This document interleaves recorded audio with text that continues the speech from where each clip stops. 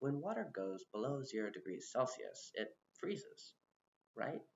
Well, what if I told you that there was a way to avoid this? It's true. Freezing actually happens when water molecules all connect through hydrogen bonds. Not when water goes below 0 degrees Celsius, that's just the point in which water is capable of freezing. In a process called supercooling, water is brought below 0 degrees Celsius and no ice is formed.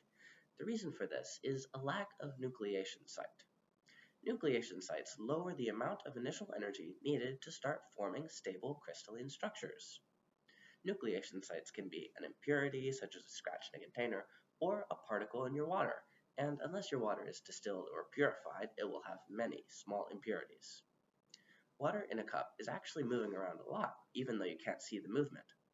Hydrogen bonds are constantly forming and coming apart, and you can think of it as a bunch of weak magnets that are shaken up in a jar.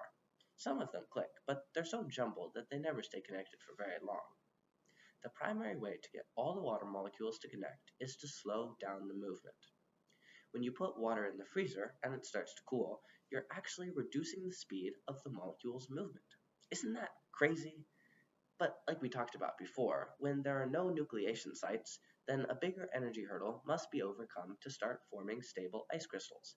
And this results in water going below the point at which freezing is possible, but not forming the hexagonal ice structure.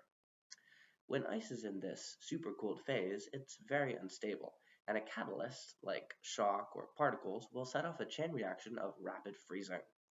Water in a supercooled form can be a very helpful resource for many different reasons, and it's a highly interesting phenomenon that you can experiment with at home. Just make sure you have pure water, smooth container, and maybe an adult's help, just for safety.